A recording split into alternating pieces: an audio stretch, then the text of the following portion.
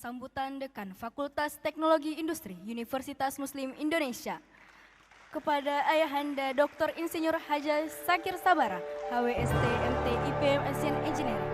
Waktu dan tempat kami persilahkan dengan hormat.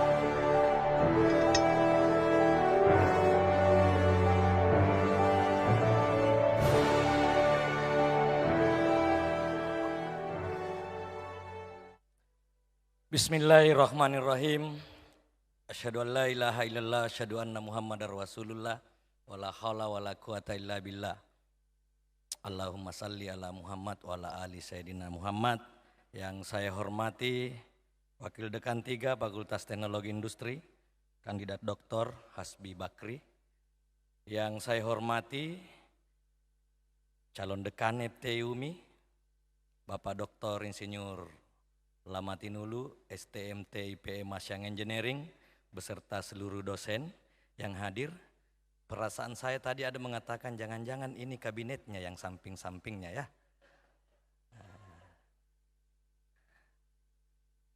Yang saya banggakan, Ketua BLM, BEM, Ketua HMJ, CFTI beserta seluruh pengurus. Teman-teman pengurus UKM, pengurus lembaga lintas fakultas yang hadir pada kesempatan ini. Dan yang luar biasa, Ketua Panitia beserta seluruh panitia dan jajarannya. Luar biasa kalian.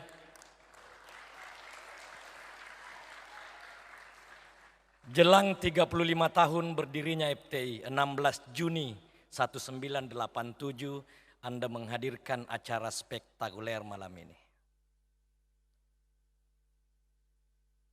Memang baru 2 kali ada inaugurasi di FTI sepanjang berdirinya di FTI. 2014 dan 2022. Tapi antara 2014 sampai 2022 itu ada outbound yang juga sesungguhnya adalah prosesi pengukuhan mahasiswa Fakultas Teknologi Industri. Dan itu juga tidak ada di fakultas yang lain. Jadi bentuknya saja yang berbeda. Dan itulah hebatnya FTI. Selalu membiayai mahasiswanya agar ketua BEM dan BLM memarahi fakultasnya. Dengar pidatonya tadi. Kita dimarahi setiap hari, tapi tidak apa-apa. Itu adalah bentuk otokritik buat kita semua. Kalau tidak mau dikritik, maka jangan jadi pemimpin. Jangan jadi pemimpin untuk disanjung. Ketua BEM saya kali ini adalah ketua BEM yang terhebat sepanjang sejarah FTI. Kenapa? Malam ini sebenarnya saya dengan sangat, apa istilahnya, saya tidak bisa hadir malam ini. Acara saya, kemarin saya ada di Kendari, tadi malam balik, hampir tidak balik karena cuaca buruk. Tadi pagi sebenarnya saya harus ke Pulau Jawa. Tapi ketua BEM ini selama seminggu ini me-WA saya perkembangan kegiatannya dan saya tidak pernah balas. Saya cuma balas dengan emotion menangis. Karena saya tahu bahwa malam ini saya tidak bisa hadir. Tapi tadi malam ketua BEM datang ke rumah saya kurang lebih jam 10 malam. Ketika saya baru tiba dari Kendari dan meminta saya untuk hadir malam ini dengan penuh pengharapan. Saya bilang yang diundang hadir malam ini mestinya adalah calon-calon dekan yang akan menggantikan saya supaya ada kesinambungan. Saya tidak penting lagi, saya tidak perlu lagi hadir karena jangan sampai acara malam ini dianggap lagi sesuatu hal yang berorientasi macam-macam. Tapi ketua BEM tidak mau pulang ke rumah saya, tapi saya bilang besok saya pastikan apa saya hadir atau tidak. Tadi pagi, siang, sore saya di WA oleh ketua BEM, saya juga tidak pernah balas. Mohon maaf ketua BEM. Saya memang sengaja tidak balas karena sesungguhnya saya memang tidak mau hadir malam ini. Tapi ya kita ditakdirkan untuk bertemu malam ini dan mungkin pada kesempatan ini saya ingin menyampaikan sekaligus menjawab bahwa pimpinan universitas dan fakultas tidak pernah melarang mahasiswanya berkreativitas. Tidak pernah melarang mahasiswanya berinovasi. bahwa anggaran terbatas itu tergantung dari kreativitas kalian. Makanya saya bilang dari awal, ketua BEM kali ini adalah ketua BEM terbaik sepanjang sejarah FTI. Karena sangat gigih. Ya, luar biasa. Kita hanya di fakultas dan universitas fungsinya adalah supporting. Saya melanjutkan pidatonya WD3. Model pendidikan ke depan tidak lagi sama dengan seperti saya waktu kuliah. Tidak lagi sama dengan Pak Lamantinulu waktu kuliah.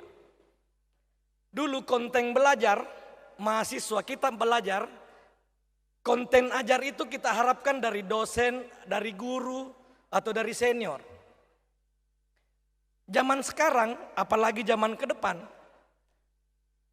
konten belajar milik mahasiswa. Semua ada di YouTube, semua ada di internet. Terus apa fungsi kita sebagai dosen ke depan? Apa fungsi kita sebagai senior ke depan? Ajari anak-anak kita, ajari adik-adik kita suri toladan. Adab, etika. Itu yang penting. Yang masalah, kondisi sekarang itu yang langka. Ini penting perubahan paradigma sivitas akademika ke depan. Yang kedua, jangan terlena dengan kondisi sekarang. Setiap pemimpin ada zamannya, setiap zaman ada pemimpinnya. Jangan pernah membandingkan zaman saya 2014 sampai 2022 dengan zaman 2022 selanjutnya. Karena masing-masing berbeda.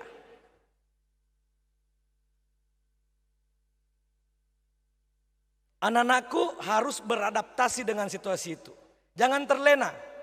Kita akui FTI sampai detik ini kalau bicara kuantitas jumlah student body, kuantitas jumlah mahasiswa baru, tahun 2021 ini nomor 2 di UMI.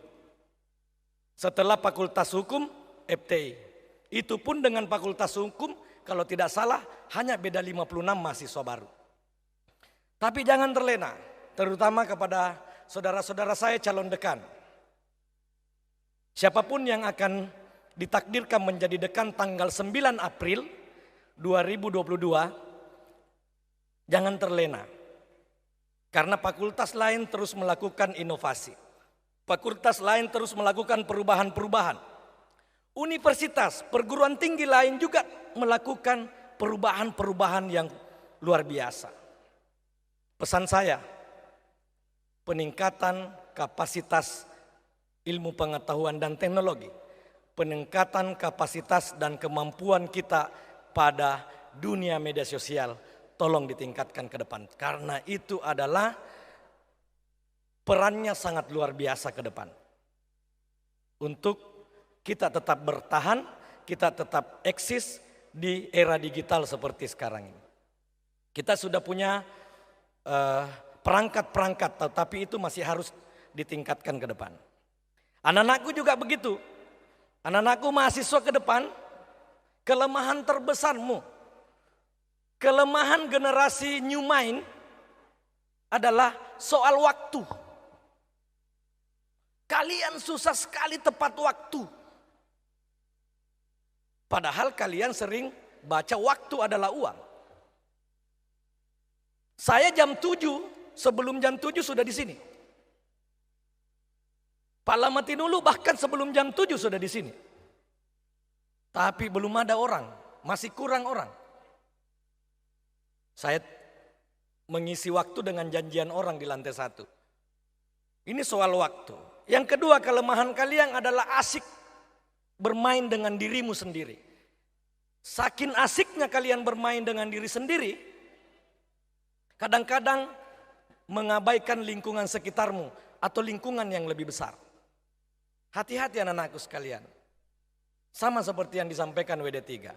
Apapun yang kau lakukan hari ini, sama halnya kau mengukir masa depanmu 20-30 tahun yang akan datang. Sekali lagi, apapun yang kau lakukan hari ini, sama halnya mengukir masa depanmu 20-30 tahun yang akan datang. Ini penting kalian untuk cermati, analisis, lakukan perenungan-perenungan dalam hal melakukan aktivitas keseharian kalian. Anak-anakku sekalian, saya secara pribadi tidak lama lagi harus berhenti menjadi dekan. Satu, pesan saya juga buat saudara-saudaraku yang diamanahkan menjadi pemimpin FTI ke depan. Salah satu kunci kesuksesan dalam mengarungi aktivitas kepemimpinan saya di FTI adalah Wakil Dekan 3. Karena Wakil Dekan 3 itu adalah dinamisator, stabilisator di fakultas. Kalau kegiatan kemahasiswaan, kegiatan lembaga mahasiswa, kegiatan kemahasiswaan dinamis, maka insya Allah aktivitas akademik, aktivitas lainnya akan berjalan lancar. Kalau kegiatan lembaga mahasiswa atau kegiatan kemahasiswaan kehilangan kreativitas, kehilangan inovasi di fakultas, maka yakinlah bahwa kegiatan akademik dan kegiatan lainnya agak berat untuk kita jalankan. Jadi dipertimbangkan sebaik mungkin sosok untuk menjadi dinamisator dan katalisator di Fakultas Teknologi Industri. Itu penting. Apalagi kita adalah universitas swasta. Yang ketergantungan kita, benar yang disampaikan Ketua BEM dan BLM, ketergantungan kita di mahasiswa. Penting membangkitkan semangat, kreativitas, dan inovasi mahasiswa kita. Karena kalau itu yang padam, maka tunggu, grafiknya akan pasti menurun. Kasih ruang sebesar-besarnya kepada pengurus lembaga dan mahasiswa kita untuk berbuat. Mereka sudah dewasa, mereka tahu apa yang terbaik, apa yang tidak baik yang harus dia lakukan. Berilah kepercayaan kepada mereka karena mereka adalah pemilik masa depan. Kita hanya supporting yang menghantar mereka untuk meraih masa depannya. Olehnya itu, anak-anakku sekalian, izinkan saya membacakan puisi. Sebelum saya mengakhiri pidato saya, dan mungkin ini adalah acara lembaga mahasiswa yang terakhir yang saya ikuti. Ya, sekali lagi saya mohon maaf dan Ketua BEM karena beberapa bulan saya semua urusan ini saya serahkan ke WD3. Ya, dan saya jujur saya tidak mau hadir, tapi rasa hormat saya kepada Ketua BEM, saya batalkan tiket saya dan insya Allah besok pagi baru berangkat.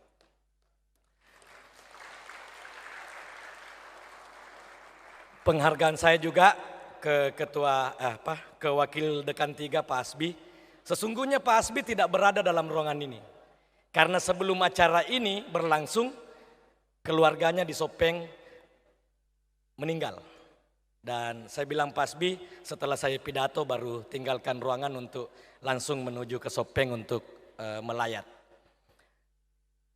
Terakhir, saya ingin membacakan puisi untuk terkhusus kepada anak-anakku yang 2021.